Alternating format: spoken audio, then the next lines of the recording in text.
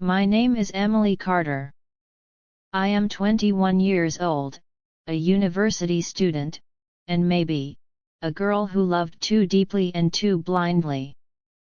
I never thought I would ever be the kind of person who sits alone in a dark room, staring at the glowing screen of my phone, with tears rolling down my cheeks because of a single message. But here I am, telling you my story, because sometimes, pain feels lighter when you share it. It all began in my second year at university. Life was simple back then. I had my classes, my close group of friends, and my small dreams. I never really believed in love at first sight, but then I saw him. His name was Daniel Miller.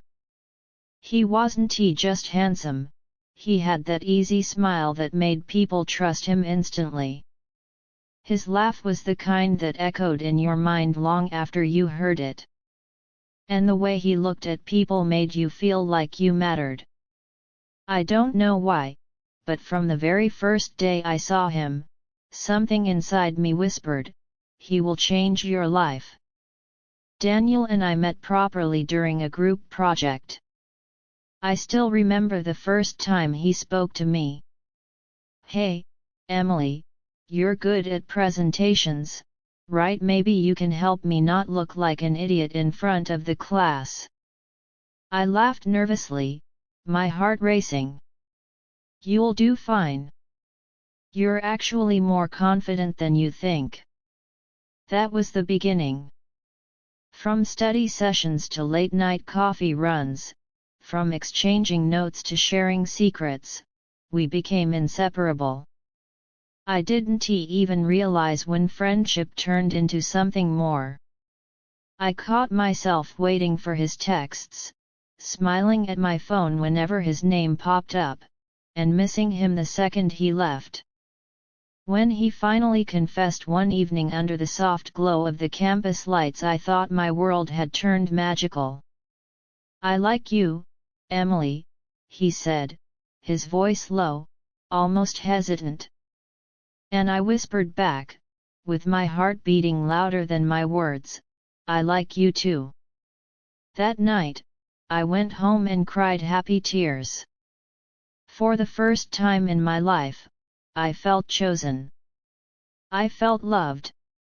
For months, we lived in our own little bubble. He would walk me to class, hold my hand when no one was looking, and send me those silly goodnight messages that made me blush. He had this habit of calling me late at night just to say, "Good night, love. Sleep well. I'll dream of you." I still remember one of his texts.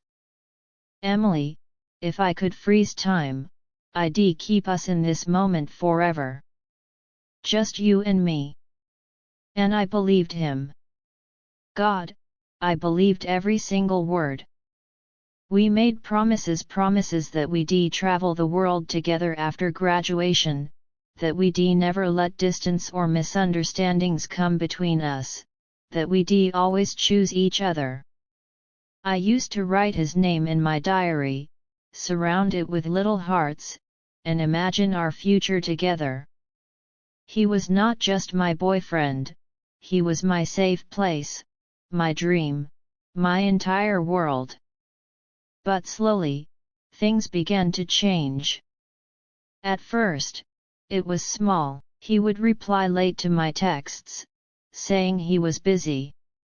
He stopped calling at night. Our coffee runs became rare. And then one day, I saw him at the library, laughing with another girl. Her name was Chloe. She was pretty, confident, and she had that effortless charm that made me feel invisible. When I asked him about her, he said, "She's just a friend, Emily. Don't overthink." I wanted to trust him. I wanted to believe that the boy who once held my hand so tightly would never let it go. But my heart knew something was slipping away. Soon, he became distant. He would cancel our plans last minute. His excuses became repetitive: I'm busy. I'm tired. I have assignments. But I wasn't blind. I could see the change in his eyes. I could feel the distance in his hugs. The warmth was gone. I cried myself to sleep more times than I can count, clutching my phone, waiting for a message that never came. My friends noticed it too. "Emily, you don't smile the way you used to," one of them said. I brushed it off. "I'm fine." But inside, I was breaking. I kept telling myself, maybe it's just stress. Maybe he still loves me. Maybe I'm just imagining things. But the truth was there, staring me in the face. I was just too afraid to accept it. And then came that night. The night when my world collapsed into a single notification. I was lying in bed, scrolling through my phone, waiting, hoping for his good night text. My phone buzzed, and I smiled instinctively. But when I opened the message, my smile vanished. It was from Daniel. And it wasn't just a message. It was the last message. The words are still carved into my memory. "Emily, I don't know how to say this, so I'll just write it. I can't be with you anymore. I don't feel the same way I used to. I met someone else, and it feels right with her. Please don't hate me. You're amazing, but this is goodbye." I stared at the screen, my hands trembling. My heart felt like it had stopped beating. My breath caught in my throat. "No," I whispered to myself, tears blurring my vision. "This can't be real, this can't be happening." I read the message again and again, hoping I had misunderstood. But no. Every word was clear. Every word was a knife cutting into my chest. He left me. Just like that. With a message. I dropped my phone on the bed and buried my face in my hands. The sobs came out uncontrollably, shaking my entire body. The boy I had loved with every piece of my soul, the boy who had once promised me forever, had thrown me away like I was nothing. That night, I cried until my pillow was drenched, until my throat ached, until I had no more tears left. I wanted to scream, to ask him why, to beg him to stay. But all I had was silence. And his last message. A message that broke me. A message that changed me. A message that ended everything. I don't remember when I fell asleep that night. Maybe I didn't. Maybe I just cried until my body gave up. When I opened my eyes the next morning, sunlight was streaming through my window, but everything inside me felt dark. The first thing I did was reach for my phone. A part of me prayed that Daniel would send another message, something like "I'm sorry, I didn't mean it." But there was nothing. His last message was still there, like a wound carved on my screen, mocking me. The following days were a blur. I couldn't eat. I couldn't study. My friends kept asking what was wrong, but I pushed them away. How could I explain that the boy I built my world around had destroyed it with a few careless words? Everywhere I went, I saw him. His laughter in the hallway. His voice in the library. His scent in the cafe where we used to sit together. But when I turned, he was never there. The worst part was seeing him with Chloe. They didn't even try to hide it. Walking together, smiling, whispering in each other's ears. It was like someone was stabbing me repeatedly with a knife, and I couldn't stop the bleeding. At night, I would lie awake staring at my ceiling, replaying our memories. His smile. His promises. His love. Was any of it real? Or was I just another chapter in his story, easily forgotten, easily replaced? That message haunted me. I met someone else, and it feels right with her. I couldn't get those words out of my head. What did she have that I didn't? Why wasn't I enough? I looked at myself in the mirror, searching for flaws. My hair, my skin, my body, my smile. I convinced myself that maybe if I had been prettier, smarter, funnier, he would have stayed. But deep down, I knew the truth. Love isn't about being enough. Sometimes, people change. Sometimes, their hearts wander. And no matter how much you love them, you can't force them to stay. One evening, I saw him holding Chloe's hand near the campus gate. I froze. He looked so happy, so carefree, like the boy who used to hold my hand. Something inside me broke completely. I ran to the bathroom and locked myself inside, my whole body shaking as sobs tore through me. That was the night I realized he wasn't coming back.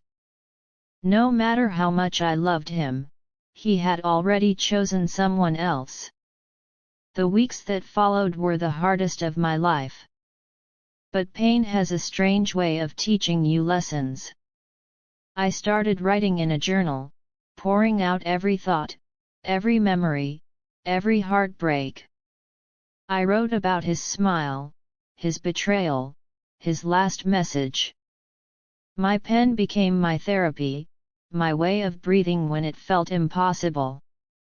My best friend, Hannah, never left my side. She would sit with me, even when I didn't speak. One night, she said something I'll never forget. "Emily, he was your chapter, not your whole story. Don't let him write your ending." Her words planted a seed in me. Maybe I didn't have to stay broken forever. I began taking small steps. Going for walks. Reading books. Listening to music. I joined a painting class, something I had always wanted to try. Slowly, I started to find pieces of myself that weren't connected to him. There were nights I still cried. There were mornings I still woke up with heaviness in my chest. Healing isn't a straight line. It's messy, it's painful, and sometimes it feels impossible. But with each passing day, the sharpness of the wound dulled. Months later, I received a message from Daniel. My heart raced when I saw his name on my screen. For a second, I was that same girl again, hoping he had come back. But his message was simple. "I hope you're doing okay, Emily. I'm sorry for the way things ended. You didn't deserve that." I stared at the screen for a long time. A part of me wanted to scream at him, to tell him how badly he broke me. Another part wanted to ask him why. But instead, I just typed, "I'm healing. I hope you're happy." And that was the end. Truly, this time. Today, when I look back, I don't see him as the love of my life anymore. I see him as a lesson. He taught me that love is beautiful, but it can also be fragile. That trust is precious, and once broken, it can never be the same. Most importantly, he taught me that my happiness should never depend on someone else's message, someone else's promises. Yes, his last message broke me. It shattered me in ways I never thought possible. But it also rebuilt me. It forced me to stand on my own, to find strength in my own heart. And maybe, just maybe, that's what life wanted me to learn. If you're listening to my story right now, maybe you've gone through something similar. Maybe you're staring at your phone, broken by someone's last message. If that's you, I want you to remember this. Yes, it hurts. Yes, it feels like the end of the world.